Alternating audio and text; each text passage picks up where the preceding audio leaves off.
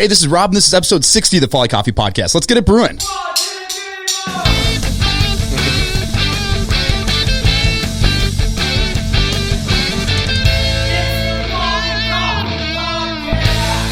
All right, here's the weird part where you're right in front of me, but I'm just going to introduce you.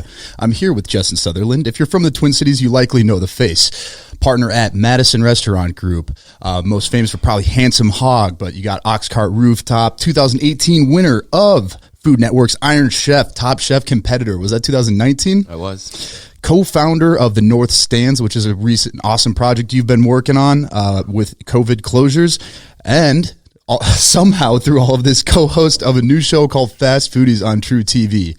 So is it holograph technology or cloning technology where you're able to be in 18 places at once? Because whatever you're doing, I need that technology for myself. I don't know if you want it. It's a lot. It's a lot of not sleeping and just constantly moving, but figure a way to get it done. Good teams too. I mean, obviously don't do everything by myself. It's absolutely wild to see how much your name has been popping up lately, and I want to get to like everything I just highlighted here, but we know each other very like briefly, kind of through passing, through Brian over at Hope Breakfast Bar, and I don't really know a heck of a lot about like your story because I met you when, you know, past all of your Top Chef competitor after your Iron Chef winning, and so by that time you're kind of like, you know, quote unquote a public figure, especially in the Twin Cities. So I am really interested in hearing like where you got your start. How did you get to where you are? Because I think sometimes I look at someone and just go, "Oh, he's Justin Sutherland. He's always been Justin Sutherland." And then the more I've realized with this podcast is you go, "Oh, everybody's got like really cool story." And it's like I love hearing the background, and that's why I really want to hear about how you got to where you are right now. It's insane. Yeah, it is. I mean, looking back on it, it is pretty insane. Very unconventional. I mean, coming into cooking story. I mean, it was never thought I was going to be a chef. It was never the career path for sure. Always loved food. Grew up in the kitchens with both my grandmothers. Got a grandma from Japan, another grandma with roots from Mississippi. So a lot of Southern soul food, but I was just always the kid in the kitchen, you know, watching them cook and just loving food. But my whole life I thought I was going to be a lawyer, maybe an actor. Those were like the two top things. I went to business school down at MSU in Mankato for business management. Then was going to start law school and spent about 6 months selling mortgage in the break after college, getting ready for law school, sitting in an office, doing research and cold calls and all this shit. And I remember just calling my dad, being like, I am not an office guy. If this is 5 more years of law school. I can't even picture that. Like just knowing what I know about you and having interacted with you, I can't picture you behind a desk working mortgages. Yeah, it was brutal. And then that's when he suggested, he was like, you've always loved food, you've always loved cooking. Why don't you try culinary school? And if that doesn't work out, you can always go back to get your business degree. You can always go back to law school, but try something else before you drive yourself crazy. So how soon into that mortgage job did you realize that you're like, oh shit, I messed up here? Right?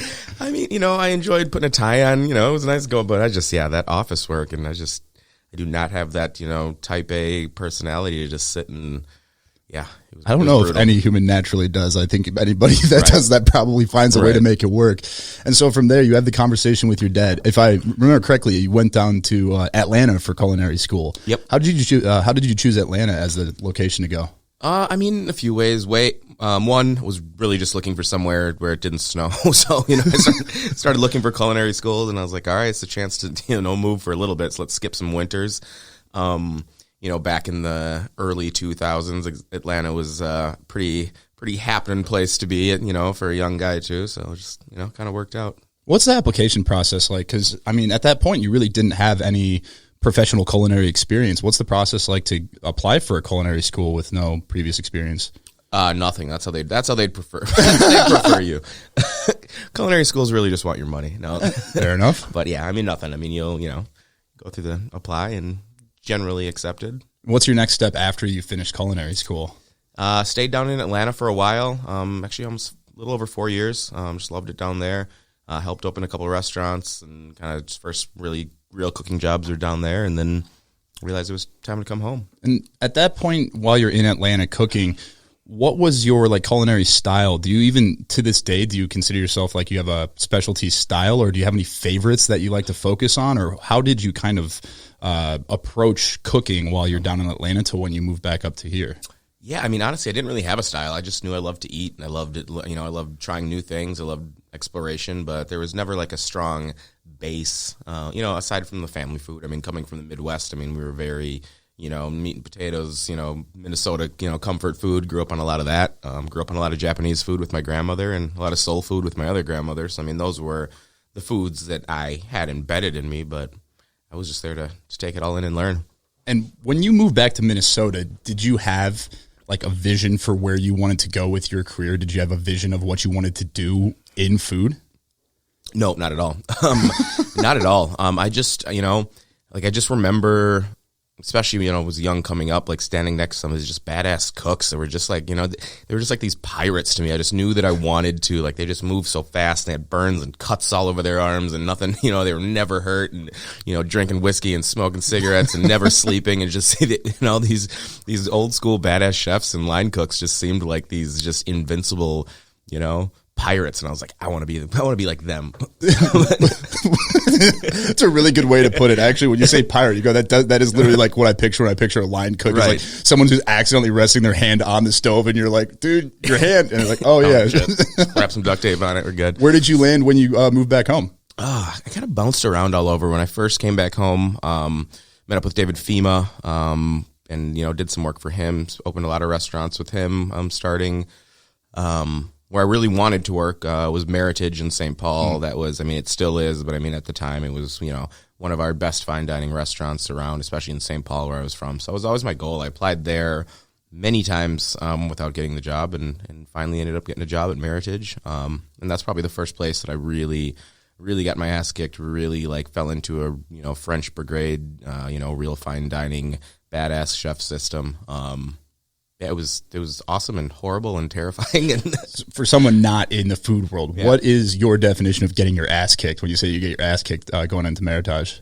I mean, just really walking in there, realizing that I knew absolutely nothing. You know, I was able to fake it through and limp through some other jobs, but I mean, you know, that's a hardcore badass kitchen. And I mean, every single day, probably about the first 2 years, I thought I was going to get fired. I was like terrified to go to work. I just knew that I wasn't going to quit.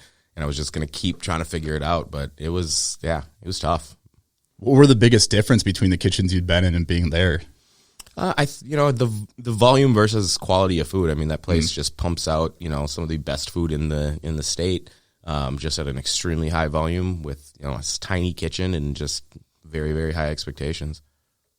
And so at what point do you go from being in Meritage, getting your ass kicked for, like, first of all, 2 years every day, going into work worried about, that's insane. Like people wouldn't talk to me. Nobody knew my name. Like it was just like I walked. It was just that like I was the bottom of the lowest on the totem pole. That's kind of like the French thing, though, right? 100%. Yeah, you know, they wouldn't. I didn't even know if I cooked anything for the first year. Like I was in the back peeling potatoes and onions and scooping ice cream for dessert. Like, and you should be honored to do so. These potatoes that you're peeling, you're just lucky to have graced them before they land on the plate of the customer. And by the way, they suck. You did it horrible.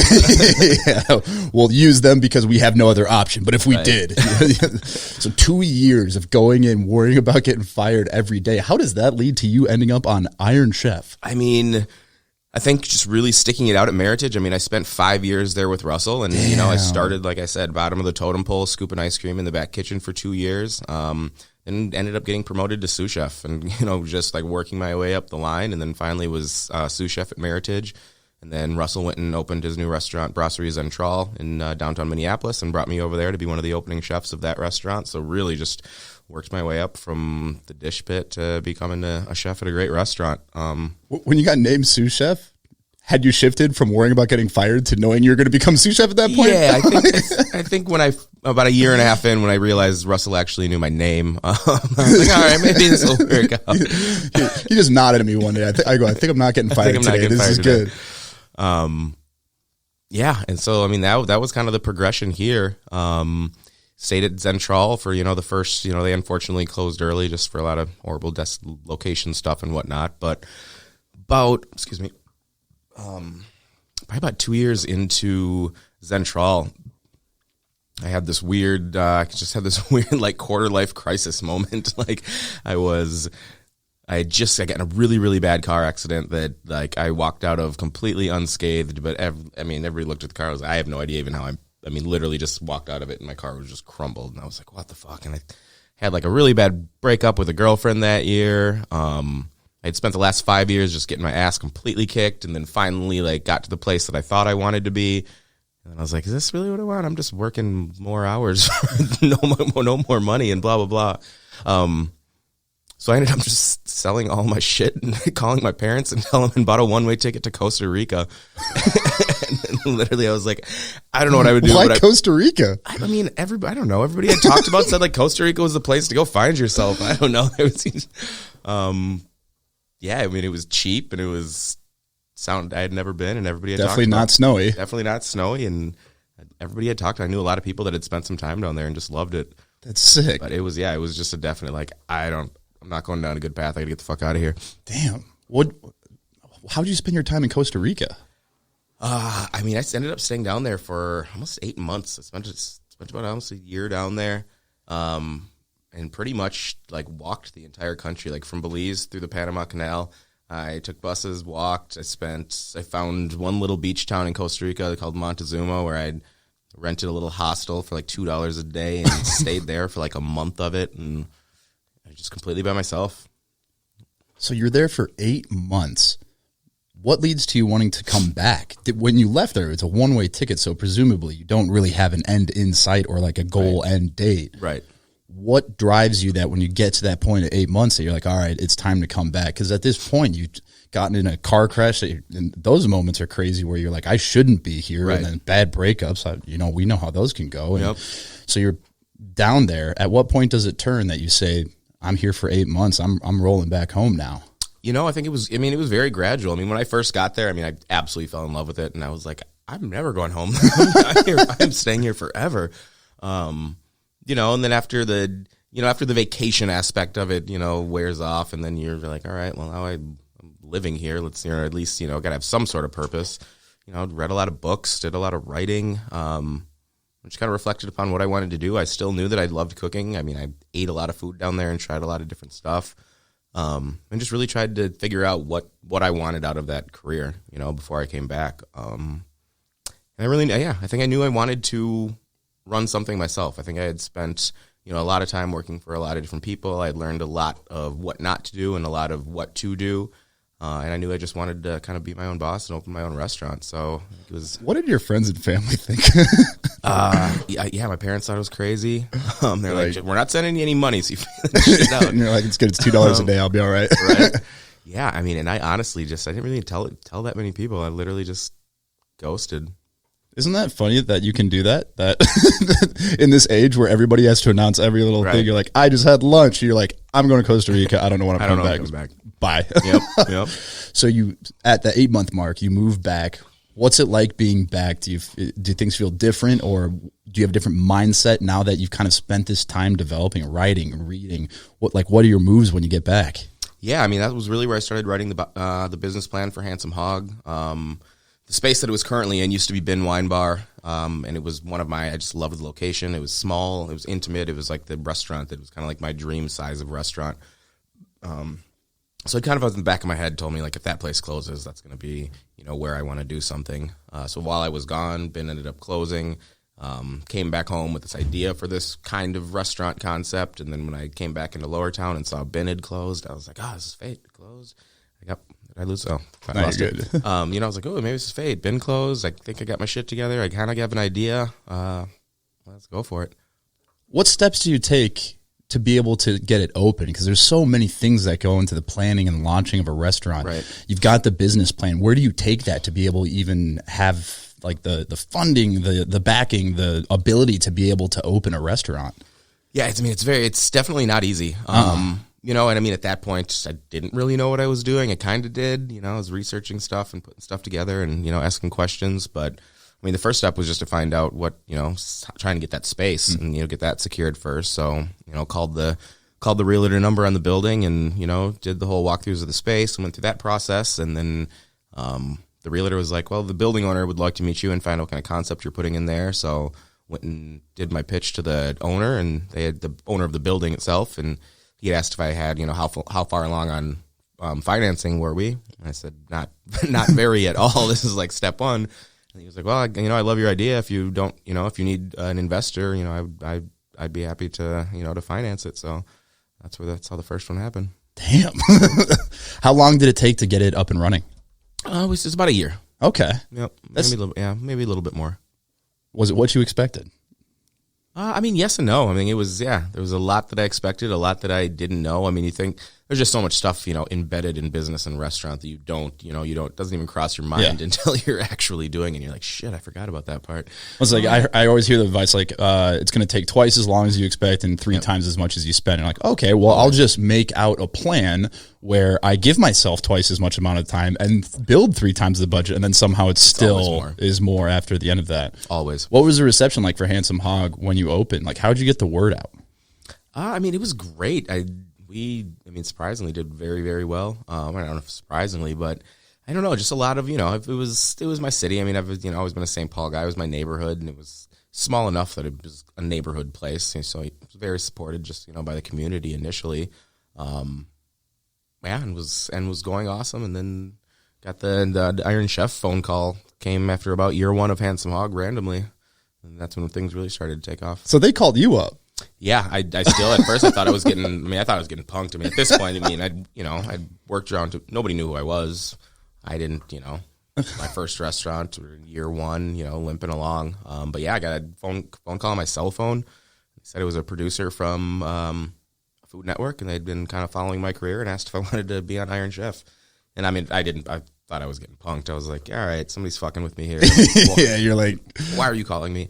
So I was like, all right, well, email me, and was waiting for more like official stuff to come through. And I was like, oh, this is for real. You're like checking the email signatures, like cross-referencing with websites, like who's contacting right now. Well, I have to say, I did have my buddy was from Atlanta in for a wedding, and he was staying right around there. I was like, if you want some really good barbecue, and he's like, really good barbecue, Rob, we're in St. Paul, Minnesota. Like, come on. I was like, no, for real. Like, actually, though. And he went, and he's like, damn, you were right. Awesome. So, like, that's always a sick word. Because I think people have a conception about Minnesota when they think about it. I mean, I probably look the part today wearing a red flannel, but like you tell someone up to Minnesota and like barbecue would be the first thing from the mind. And then so when you do go to a place that's really killing it, it's awesome to see. And what's the scene in the Twin Cities been like as a chef? Is it because you came from kind of the French style at Meritage with like the really cutthroat, like we're being an asshole is kind of like you've earned it kind of thing. Right. What was it?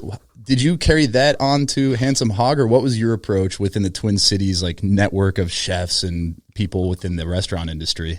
No, I think over probably the last, 15 or so years, I mean, it's evolved a lot. I mean, I think when I first was observing it, before I was a chef and just kind of what I knew, I mean, we had our, 4 or 5 kind of top figurehead, chefs in the cities and in the area, but it did seem like it was very competitive and cutthroat, and you were either like on this guy's team or this guy's team, and it was very much like, oh, I work here, and I think over the course of the last 10 years, I mean, I've seen it turn into something I haven't seen anywhere else. I mean, we have an amazing, very tight-knit, community of chefs. Everybody's helping each other out. We do pop-ups and events together, and so it's evolved and changed quite a bit, I think in a good way. I think the new kind of generation of chefs and names that are coming up have really made an effort to just kind of change the stigma all around, that kitchen culture. And that's the coolest part is like, just going to like Niall and Yia's pop-up that a couple weeks ago, and I walk and I was like, oh, you're here, and you look around, you're like, oh, I think I know half the people at this pop-up right now. And it's such a special thing, especially in the Twin Cities. When I was talking earlier about people look at Minnesota and you don't think about it in a particular way if you're not from here. And so I feel like chefs have really embraced that it's like, hey, if we're all doing better work, it's going to help everybody, and we're going to become known for this and start to build a name for ourselves, which is really cool to see.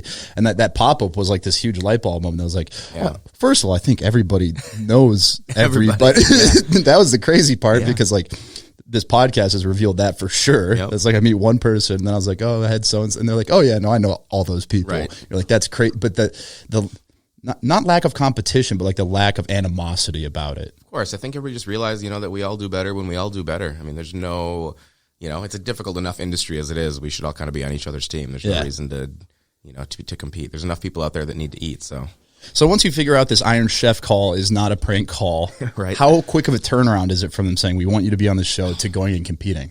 I would think it was probably 3 or 4 months or so of how ready were you for that? Extremely. I mean, Yeah? I got to pick, you get to pick your own sous chef. So, I brought Donald Gonzalez and Brandon Randolph, both who have been my chefs at some of my other restaurants. So we all worked well together. But we spent, probably about a month. I mean, the month leading up, at that time, Octo Fish Bar wasn't open for lunch. They did dinner service only. So we'd asked him if we could use their kitchen just kind of as our training ground. And we, every single day for a month straight, from 8 a.m. to 2 p.m., we just practiced in everything. And I mean, because you don't know what it is. Yeah, I was going to say, how do you practice for it? The biggest thing, that's what we said. We're like, how do you practice for this? I mean, the strategy we came up with was, let's figure out everything that combined, every skill combined that we know how to do, and let's start doing them as fast as we can and timing yourselves and figuring out what we can't do. We need to eliminate, there's no way we're going to be able to accomplish this. Or this is something that we absolutely want to do. I knew I wanted to make homemade ramen. I wanted to make ramen noodles. I wanted to make ramen live in an hour on TV, which was insane. But the first time that I made it took 47 minutes, and by day 30 of making it, we got it made in 9 minutes. So, damn. So it was just developing that muscle memory and just not even, being able to do these things without even thinking. When talking with the other chefs that were on the show, that sounds like an insane amount of work to be practicing from 8 a.m. to 2 p.m. every day for a month to get these skills down. Yep. In talking with other chefs that were competing, did you find that other people were doing the same thing? I think everybody kind of had their own, styles and systems of what they could do. I almost picture chefs just being like, practice. I don't need to worry about this. I mean, that the biggest thing, it wasn't so much the practice, because even once it started, I mean, half the stuff goes out your mind. So the biggest thing was just developing that muscle memory, realizing you're not going to have time to think. I mean, that hour's real, and everything that happens is when I go back and watch it, I still think it's insane. I'm like, I don't think I could do it again. I look at that menu, I'm like, how the fuck do we do that? So you end up winning. What's the turnaround time from winning it, airing, or winning it, and then it actually airs and people it's everywhere? It was at least, I would say, 6 to 8 months. I mean, from winning it to airing. And you have to keep it secret during that time? Oh yeah, I had to sign a $5 million non-disclosure and keep it casual. Secret for almost 8 months. What is that feeling like? Knowing, 'cause that's a weird feeling to think about. Knowing there's something that's going to be huge, right, that you know about, that right, you can't tell anyone about, 6 to 8 months away. What is that period of time like? Are you planning for this to come out, putting things in place so that when it comes out, you can kind of take advantage of the eyes that are going to be on you and your team? How do you even prepare for that 6 months, knowing that right, hey, I'm about to get pretty well known at least in the Twin Cities and on a national scale? Right. Yeah. It was pretty surreal. I mean, the first month it was still, I'd call Brandon every day and be like, dude, did we just win Iron Chef? It was still I was like, did that happen? Or was that, so, after that first just initial, wow, this just happened, then it was, shit, it's really hard to not tell anybody. But yeah, it was preparing, and, never being a public figure or, outside of your immediate community. It's kind of hard to wrap your head around. So, hired a pub PR company, to help prepare for that and just manage. The day after it airs, every news outlet in the world's calling and everybody wants an interview and every TV show, and just to, so knowing that it was going to come and just getting a. Could you tell the PR person that? Yeah. Okay. Yes. You signed something with them? Yes. I picture going to a PR agent, you're like, hey, 6 months from now, you're going to be really busy, but I can't tell you right, why, but it's a big deal. No, you're allowed to tell them. You're inner circle. Okay, that makes more sense then. Yep. So news comes out, you're getting all these calls. What's it like then after, in terms of Handsome Hog? Because at this point you're in the kitchen, you're still running a restaurant, right, but now you've got this whole public facing side that you're getting blown up. How did you manage your time and the moves that you made after that? Yeah, that time was probably the most new and the most difficult out of, learning how to manage them both. But yeah, I was still an active, cook in the kitchen. I was still on the schedule, being the chef, and then still trying to manage this other side, but still, solely focusing on the one restaurant that I had. So yeah, it was difficult. It was, like I said, still surreal. I'd never had any real public notoriety. So having all this come in, and then, trying to keep in perspective, all right, it's just, one episode of this one show. Sure, it's going to be a big deal for a month and then it'll fizzle away. So don't invest too much into that, because, the the restaurant is why you're here. Handsome Hog is why you're here. So make sure you're focusing on that because, you know, nobody, I didn't have any expectations of anything coming after that. So, you know, it's like take up your 15 seconds of fame and suck it up and get whatever you can out of it. But make sure you don't forget what got you there. That 15 seconds continues into what later became Top Chef. How does that come about? So you win Iron Chef. You are like, all right, awesome publicity now, but let's keep it grinding at that Handsome Hog and get it going. Yep. How does that lead to ending up being on Top Chef? Yeah, so one of the producers from, I think he's one of the producers or camera operators that was on Iron Chef. After I had won and I was walking out, he leaned over and he was like, "You killed it." He said, "You'll probably be expecting another phone call pretty soon." And then I was like, "Okay, cool. What does that mean?" And then, sure enough, four months later, got a call from Bravo, and they were like, "Somebody from Food Network recommended you for Top Chef. You want to start that process?" And I was like, "Fuck, I guess you don't say no to that." That's one of the biggest cooking stages there is. So, how long does Top Chef filming go on? Because forever. That's what I was going to say, because like when you watch the show, it seems like it's fast and that it's not that long of a period of time, but then you realize how long it takes to film anything, let alone this like multi-week reality style show. How long does that filming going on? And also, I would imagine that you have to be really secretive while you're on the show. What kind of... it is... First, it's almost 3 months in total. Dang. I mean, yeah. So, the initial, we're gone for 6 weeks. Straight 6 weeks, got to come home for 2 weeks, and then gone for another 4 or whatever. But yeah, it was, almost 3 months in total. What do you do before you leave to make sure? Because that's got to be stressful that you've got a restaurant. Like, it's still at this point fairly new. Yep. And you're like, I'm about to be gone for the majority of 3 months. How do you handle that move and going out there? And then what's it like when you actually get there? Yeah, it was tough. So we were actually in the process of opening Pearl and the Thief when I got the Iron Chef call. So, we were rushing to get Pearl and the Thief open. So I was fully focused on that, which was kind of good. It kept my head out of, over analyzing the Top Chef situation. But with all the construction days and everything, I kept watching the calendar come down. I had, the date on the calendar I had to leave for Top Chef. And my only goal was to get Pearl open before I left. And it just didn't line up cards. So I remember I was gone filming Top Chef when the restaurant had to open without me. So, Brandon, the sous chef, opened it and I wasn't even there. That's a pretty good reason, though. Yeah. Oh, absolutely. That's kind of a sick move to be able to do. You're like, hey, Justin's not here. Oh, he's filming Top Chef. Right. You're like, oh, okay. but it was bad but they couldn't tell anybody. Like I didn't. People were like, how come the chef and the owner's not here? And they're, we had all. Oh, so you couldn't even tell people you were on it yet. Oh no, it's the. Oh, so it's the opposite of a sick move. Yeah. You're like, he's just not here. We can't tell you why. Yeah. Oh my gosh, that gives me so much anxiety. And this one is extremely sequestered secret. No cell phones, computers. We couldn't read newspapers. We couldn't even have watches or calendars. We weren't allowed to know what time it was. So you have a restaurant that's opening while you're not there. You're not able to check texts. So you have a restaurant opening while you're gone, and you have no idea how it's going. Completely in the dark. That is absurd. You can't talk to anybody. Are you able to figure out stuff when you're back for those 2 weeks at least of yeah. Oh, of course. Yeah. And you got, it got down after it started with 17 people. And then as you kind of whittled down, once we got to 10 and you'd already been there for a month, and we got once a week, you could either do 20 minutes of emails or 20-minute phone call once a week. I feel like if I don't have access to email for half a day, I start to get nervous. I can't even imagine what that feeling was like opening a brand new restaurant. And then still, because everything's recorded because they're hoping to get something good for TV. So it was my first week of phone calls, and they're like, "All right, Justin, you get a phone call today," and I'm like, "Sweet, I got to call my girlfriend. She's gonna kill me."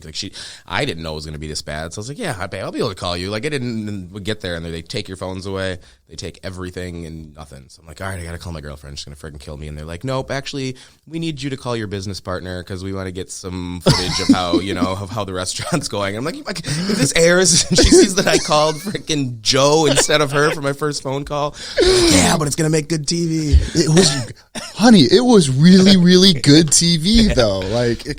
Once that filming is done and you're back, I assume it's another period of time where you can't tell anyone about it, and you just open a new restaurant. That's got to be another crazy time. It was nuts. Yeah. I mean, just coming back in, getting straight. I mean, the restaurant had been open for almost a month, without me. So coming right back in to try and, familiar with the restaurant. That is mine, but I haven't been there for a month, and then still knowing that, again, this new news is going to come out in, 6 months. So it's another weird long period. Unbelievable. And then, so you're 3 to 4 years in restaurant ownership have been, in terms of like your experience of going out onto these shows and coming back. And then 2020 is obviously a really fun year for restaurant owners. So that was 2019 that Top Chef Correct. Came out. It aired that year as well? Yep. What was it like after that? And then how did that lead into 2020 when we get into March and everything starts closing down? Yeah, Top Chef is a much bigger stage than Iron Chef. It's not just one episode. You're on TV every single week. So, that was big. That really kind of skyrocketed, at least the name recognition of me. So, 2019 was a great year. Expanded, took over some operations for the Madison Restaurant Group, started running a lot of their restaurants. We had closed Pearl and the Thief down in Stillwater because we were moving it downtown Minneapolis just because we needed bigger space. We needed to be closer to the city. So we were just, preparing for, 2019 to kind of skyrocket everything in. 2020 started great, and here we are. Damn. Now, obviously, at Madison Restaurant Group, you've had to make some pretty difficult decisions this year. I'm curious kind of the process that goes into those, because you've got Handsome Hog moves into the former space of the Fitz, so away from that original location over to the Hill in St. Paul. Pearl and the Thief kind of had to put pause on building that out. How were these decisions approached, and how do you decide what to keep, what to move, what to put on pause? Yeah, it was a lot of decisions that had to be made fast, and also very calculated. And nobody knew in March that we would even still be here now or what was going to happen. So it was, trying not to overdo it and, say the sky's falling and, shut everything down and go hide, but also being smart and trying to figure out how to navigate it. So, a lot of decisions were kind of made for me. Certain things were just made more sense than others.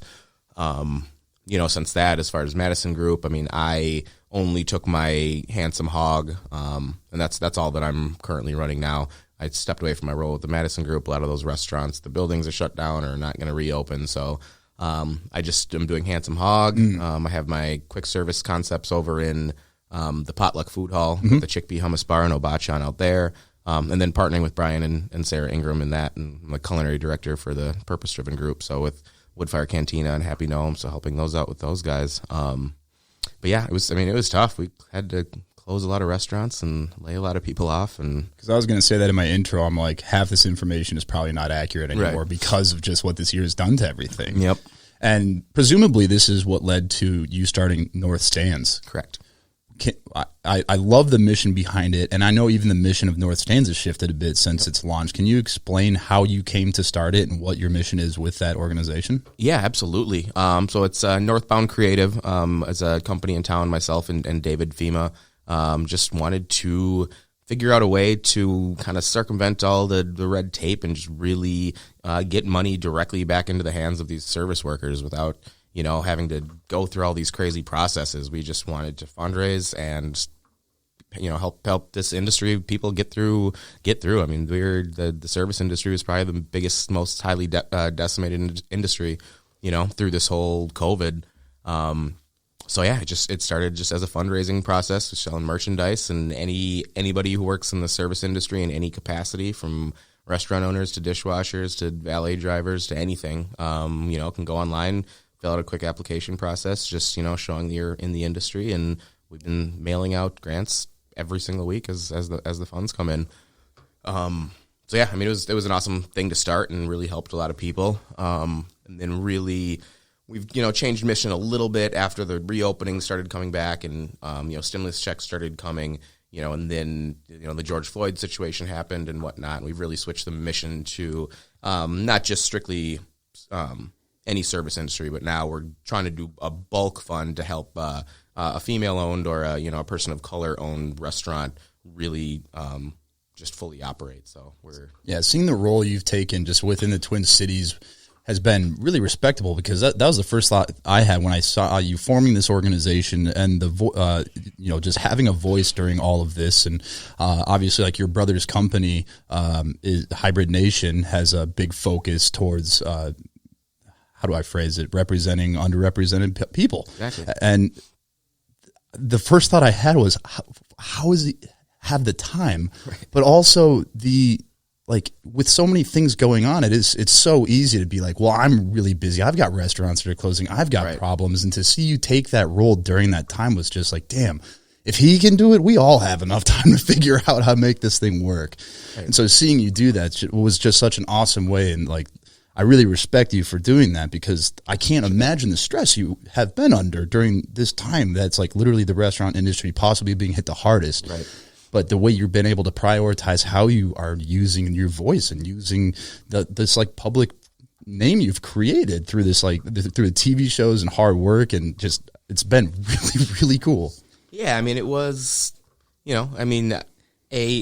serving and feeding. I mean, that's all that I've done my whole life. So taking that as not being able to operate and do that, I mean, it's like, shit, what else do I do? I just saw a community that needed help, and, on a selfish level, it stopped me from, hyper focusing on my own problems, because really you had to come to a point where you're like, I don't have control of any of these things. I mean, once, we got over the hump of really just bitching about it, you're like, there's nothing that I can do about this right now. Like, I have zero control. So, to keep my mind off focusing on that, and to put that energy into a good place, and then help some other people get through it. And again, as I referenced at the beginning of the show, somehow during all of this, you've got a show coming out on TruTV called Fast Foodies. Yes. What the hell?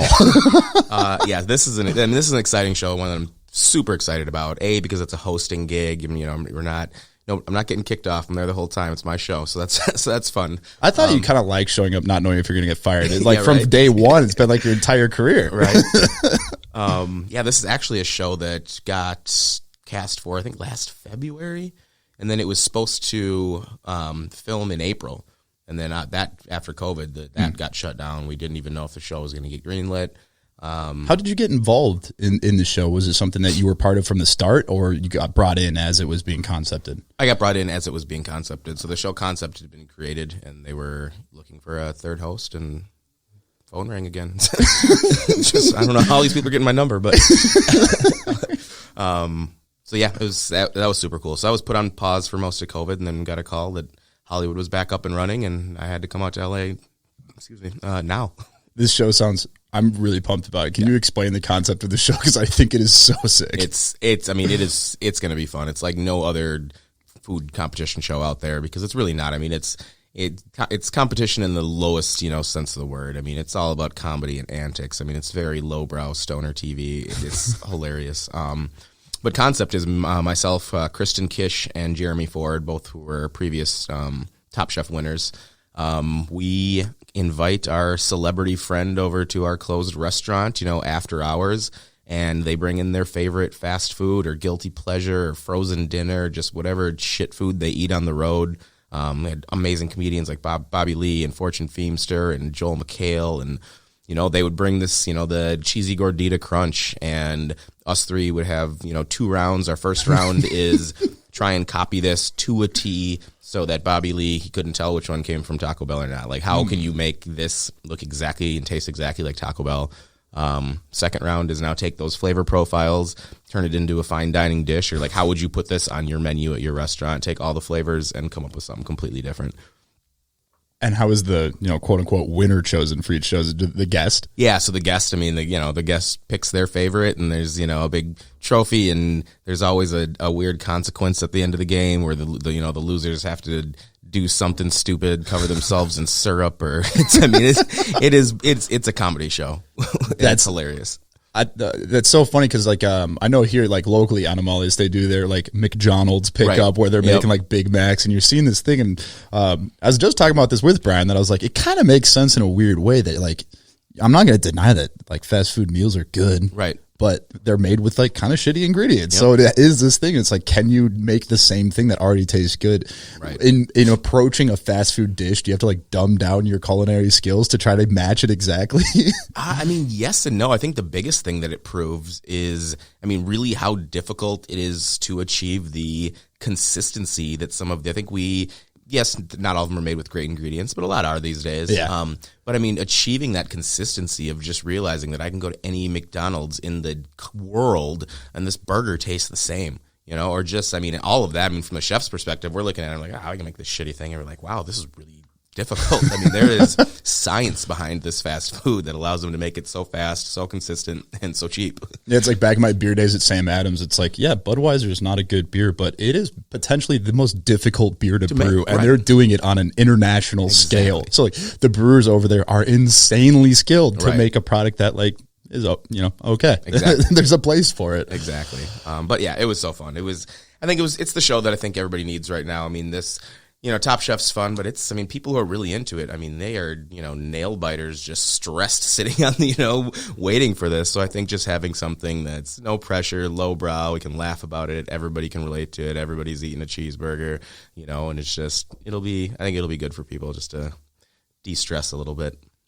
All right, I'm going to wrap it up on a couple questions here. Yep. First one is like, what's it been like being like a public figure? Like, you know, you're trying to like cook in the kitchen, and I imagine you're trying to like actually just do your job, and people are probably like, hey, I want a picture or whatever. Yep. What's it been like? Is it something that like you're more grateful for? Does it get annoying at times? How do you handle being recognized probably pretty frequently? Right. Yeah, I mean, it's been a roller coaster of trying to figuring out how to deal with it. You know, not taking myself or it too seriously, you know, realizing that, you know, I'm still me, still just cooking food, and, you know, I happen to have done something that people recognize it for.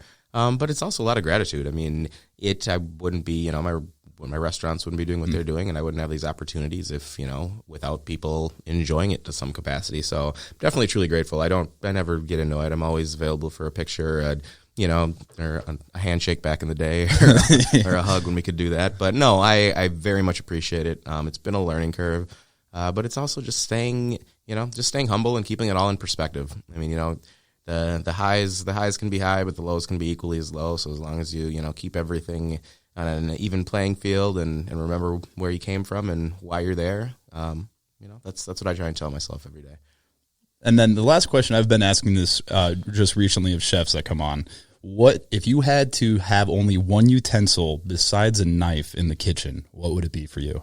Ooh, besides a knife. Yeah, I had to start adding that because everybody's like a knife, and I was like, all right, but besides that, I mean, I don't know, a spoon, a good spoon.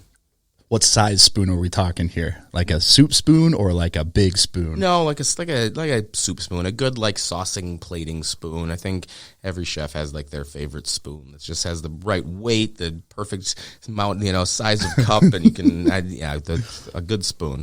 We have the same thing in the coffee world. Yeah. We have cupping spoons, and it's not that one. That one's like a little bit shallow. It doesn't splash against the palate quite the same. It's got to be that one. When you find that perfect spoon, I mean, that's more valuable than your knife, chefs. That's awesome. Well, I really appreciate you coming on. I know you're insanely busy, so I'm like really pumped that you're able to make it on, and I can't wait to see Fast Foodies and to see how we can't get ourselves out of this whole 2020 year on the up and up. Absolutely, man. Really appreciate you having me. It's Thanks been a blast. I will end it like I do every other episode and say have a nice day.